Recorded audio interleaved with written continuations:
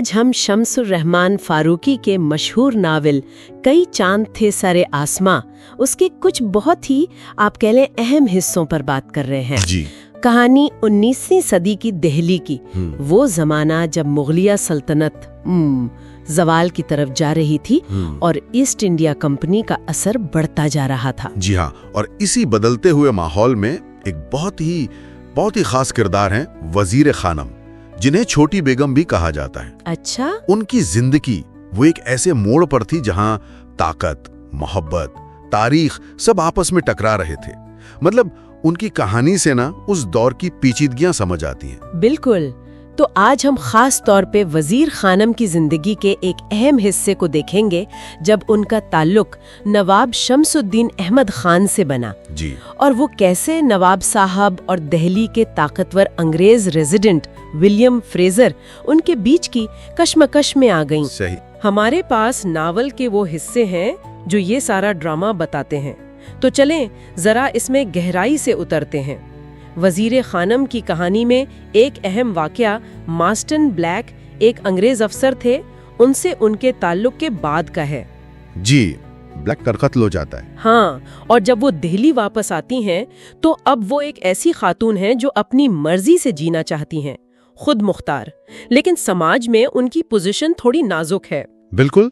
और इसी वक्त उनकी मुलाकात होती है नवाब शमसुद्दीन अहमद खान से। कहाँ पर?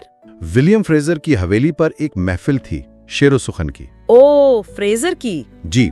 और फ्रेजर खुद बड़ा दिलचस्प किरदार था। मतलब हिंदुस्तानी रंग ढंग अपनाए हुए फारसी भी जानता था, लेकिन साथ ही मुतकब्बिर भी था और जाहिर है कंपनी का वफादार। सही। दूसरी तरफ नवाब शमसुद्दीन नौजवान, पुरजोश, लेकिन लोहारो रियासत के मामले पर फ्रेजर से उनकी पहले ही ठनी हुई थी। तो ये बात अहम है कि वजीर खानम ने फ्रेजर की महफिल में जाने का फैसला किया ही क्यों? वो जानती तो होंगी फ्रेजर कैसा है। हाँ, ये एक सवाल है। क्या ये सिर्फ दिल्ली के सर्किल में वापस आने की कोशिश थी, या इसमें कोई सोची समझी चाल थी कि नए पावर सेंटर्स को समझा जाए? शायद दोनों। हो सकता है। देखें, वो दौर ही ऐसा था जब पुराने रिश्ते टूट रहे थे, ताकत के नए खेल शुरू हो रहे थे।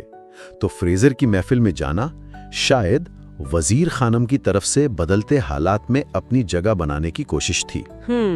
और वो गई भी बड़े एहतमाम से तैयार होकर, जिससे उनका इरादा और खुद एतमादी जाहिर होती हैं। इस मुलाकात के बाद फिर नवाब शमसुद्दीन और वजीर खानम में ताल्लुकात बढ़े। जी, तेजी से मुलाकातें होने लगी, कीमती तोहफे तहफ का सिलसिला चला। और नवाब ने उनके लिए चांदनी चौक में एक हवेली भी ले दी। जी बिल्कुल, चांदनी चौक में हवेली का इंतजाम किया और वहीं उनके बेटे नवाब मिर्जा पैदा हुए, जो बाद में हम सब जानते हैं दाग दहलवी के नाम से मशहूर हुए। वाह। लेकिन ये जो सारी कहानी चल रही थी, इसके पीछे वो सियासी टेंशन बढ़ रही थी। वो लोहारो वाली? हाँ, लोहारो रियासत की जानशीनी का मसला। वो नवाब शमसुद्दीन और फ्रेजर के बीच जाती दुश्मनी बन गया। फ्रेजर जो है वो शमसुद्दीन के बजाय उनके छोटे भाई को सपोर्ट कर रहा था। अच्छा। और ये असल में कंपनी की पॉलिसी थी, कंट्रोल बढ़ाने की। तो ये सिर्फ दो आदमियों का झगड़ा नहीं था, ये एक तरह से मुगलिया अशराफिया और अंग्रेज ताकत के बीच की लड़ाई थी। और फिर वो वाकया हुआ जिसने सब कुछ बदल दिया, गली कासिम जान में। ओ हाँ, जब फ्रेजर ने सरे आम नवाब शमसुद्दीन की बेइज्जती की, उनकी बहन के बारे में कुछ नामुनासिब पूछा। बहुत बुरी बात। ये सीधा सीधा जाती हमला था, ऐसी तजलील जो उस जमाने का कोई नवाब बर्दाश्त नहीं कर सकता था। सुन के ही अंदाजा होता है कि माहौल कितना खराब हो गया था। बिल्कुल। शमसुद्दीन तो गुस्से में सीधा फ्रेजर की हवेली पहुंचे, बदला लेने या कम से कम हिसाब करने। लेकिन वहाँ क्या हुआ? वहाँ और जिल्लत हुई।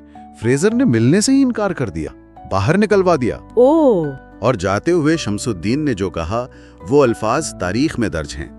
आज तो तलवार नियाम में रख ली है, लेकिन जल्द ही तुम्हारा जिस्म इसकी म्यान बनेगा और तुम्हारा खून इसका अरूसी लिबास। बाप रे, ये तो खुली धमकी थी। धमकी नहीं, ये ऐलान था कि अब वापसी नहीं है। वजीर खानम यकीनन बहुत परेशान हुई होंगी ये सब देखकर। जाहिर है, उन्हें अंदाजा हो गया होगा कि ये कहाँ जाएगा। और अफसोस, अंजाम वही हुआ जिसका डर था। कुछ अरसे बाद विलियम फ्रेजर का कत्ल हो गया और शक सीधा नवाब शमसुद्दीन पर गया। जी। मुकदमा चला और 1835 में उन्हें फांसी दे दी गई। ये वाकया एक तरह से दिल्ली में कंपनी के बढ़ते हुए राज और पुरानी अशराफिया की बेबसी की निशानी बन गया। ये सिर्फ एक कत्ल या एक फांसी नहीं थी, ये तो जैसे एक दौर खत्म हो रहा था और दूसरा शुरू। बिल्कुल सही कहा। ये वाकयात हमें बताते हैं कि तारीख कैसे अफराद की जिंदगियों को बदल देती है। ये जो ज़ाती कहानियां हैं, मोहब्बत, नफरत, ये सब उसी बड़ी तारीख का हिस्सा हैं जिसमें मुगल सल्तनत कमज़ोर हो रही थी और कंपनी राज आ रहा था। और उन हालात में वजीर खानम जैसी खातून का अपनी शनाख्त, अपनी खुद मुख्तारी के लिए लड़ना, ये अपने आप में बहुत बड़ी बात थी। जी, खासतौर पर उस माशरे में जहां औरतों के लिए रास्ते बहुत महदूद थे। उनका अपनी जगह बनाने का अज़्म वाकई काबिल तारीफ है। आखिर में एक सवाल शायद ये बनता है कि तारीख के ऐसे तूफानी दौर में जब पुरानी दुनिया बिखर रही हो, नई ताकतें आ रही हों, तो लोग कैसे अपनी बका, अपनी मोहब्बत, अपने वक़ार के लिए जिद्दोजहद करते हैं। बिल्कुल।